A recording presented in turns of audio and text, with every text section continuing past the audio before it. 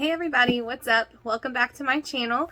Today I'm going to be unboxing the March Beacon book box, which is themed magical retellings. And it just arrived today. I'm super excited. Let's go ahead and get into it.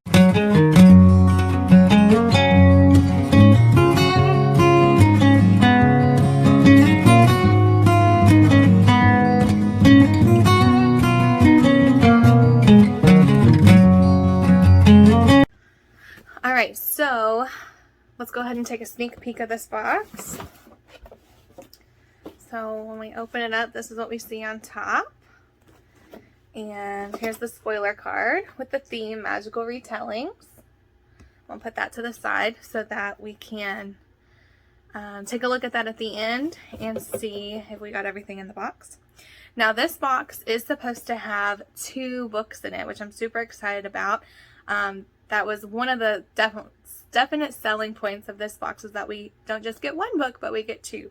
So I'm excited to see what these books are, and I love retelling, so I'm hoping that has something to do with the books since the theme is magical retellings.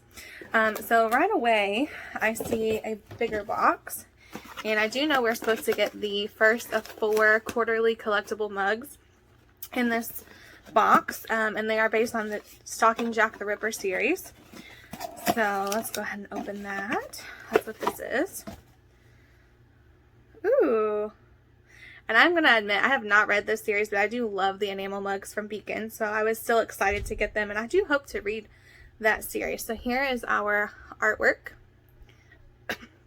on that mug. I obviously don't know what scene this is since I haven't read the books, but I do think that artwork is very gorgeous. Makes me want to read the books even more after seeing this. All right. What else? I'm definitely going to save the books for the end. Oh, we have a canvas. I think that's canvas. Looks like a bag. And it is green. Here's the artwork. It says, "The stars incline us, they do not blind us," by Chloe Gong from These Violent Delights. Another book I have not had a chance to read yet. My TBR is super long. I do love getting these kinds of bags. I definitely use them. As a school librarian, I love using these bags to tote books back and forth. When I need to bring books that I'm donating or take books home that I want to read, these books definitely come in handy for that. Oh, we have a notepad.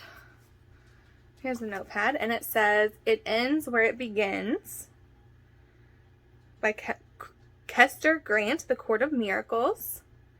It ends where it begins. I like that. I will definitely use that. Always taking notes. Very useful item. And, ooh, this is a pretty box. Ooh, I see the book. It looks so good. Okay, we got this flowery rose box. I'm assuming this is the monthly collectible glass picture frame.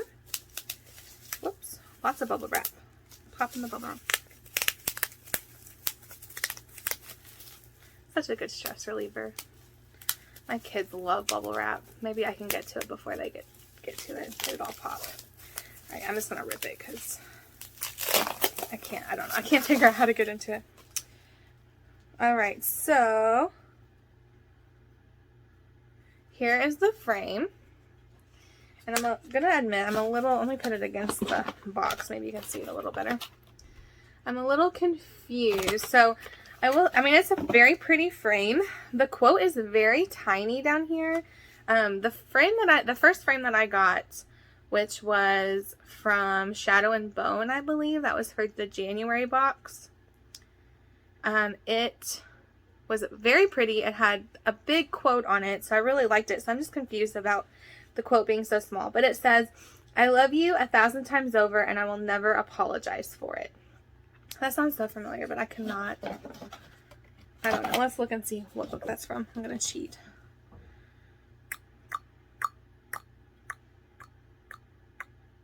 The Wrath and the Dawn. I haven't read that either. This is full of books that I have not read. Apparently I need to add them to my TBR list. So it's from The Wrath and the Dawn, and again it says, "I love you 1,000 times over, and I will never apologize for it." It's such a strong quote. I just wish that the quote had been a little bit bigger on that frame. But we do have some artwork to go in it. And let's see. We got lots of artwork in here. Let's see if I can find the artwork that goes inside of it. 2 of them? Nope. Alright, I'm assuming this is the artwork to go inside the frame. Let's put that in the frame and see what it looks like after. Let's take that picture out, because I think I'll like it a little better with the artwork in it. Alright, let's see. Oh, I put it upside down. Let's fix that. I think that might make it a little bit better without the glare. I think it looks a lot better with the art print in it, and I'm excited to add that to my collection. Alright, let's move on. So, like I said, we do have a lot of artwork in the bottom. Let's see what we got going on here before we get to the books. Alright, so we have our recipe card, and the front is the same design as the bag, and it says, "The stars incline us, they do not blind us by these violent delights."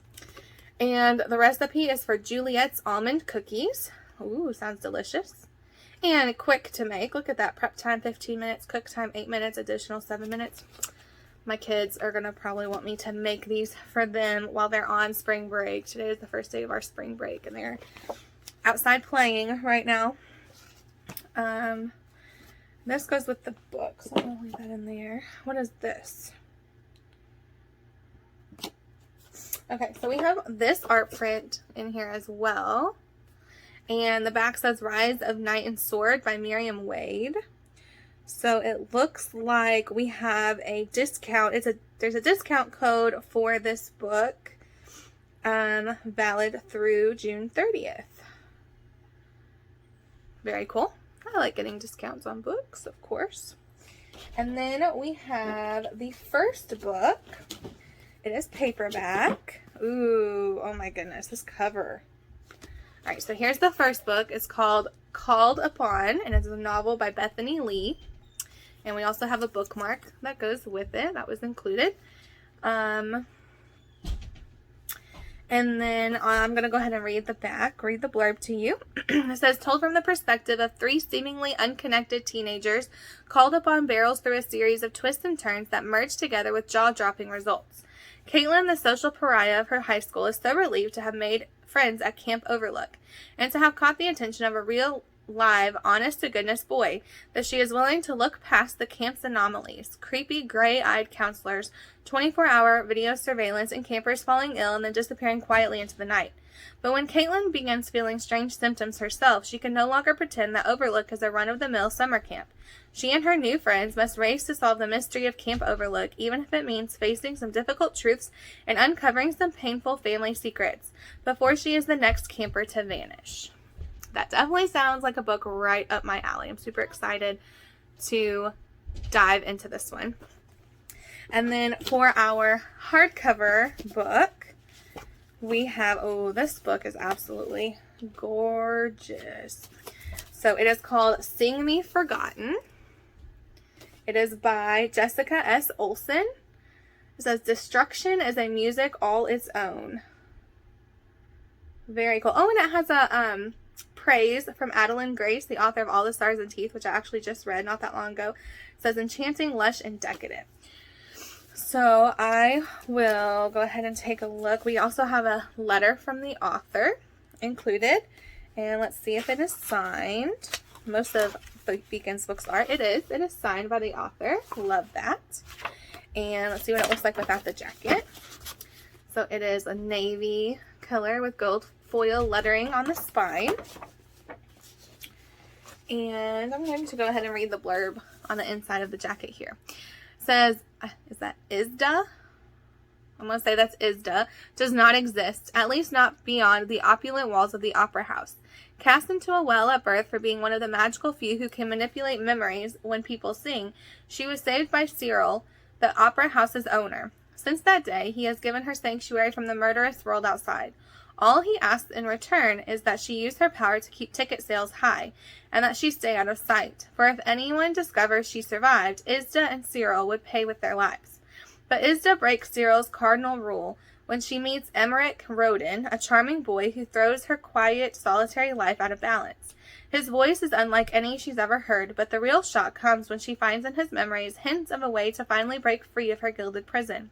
Haunted by this possibility, Isda spends more and more time with Emery, searching for answers in his music and his past.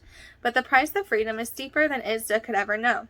For even as she struggles with her growing feelings for Emmerich, she learns that in order to take charge of her own destiny, she must become the monster the world tried to drown in the first place. Ooh, so this is, I do remember being told that this is a gender-bent retelling of the Phantom of the Opera, which is one of my all-time favorite stories, favorite musical to see in person. I've actually seen it twice, I believe, in person.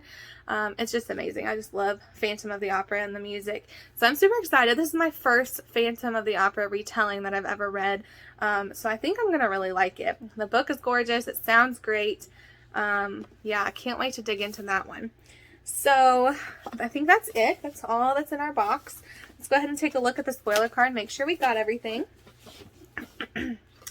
So for the March box, Magical Retellings, we got these Violent Delights inspired drawstring bag designed by Vanna Diaz Art.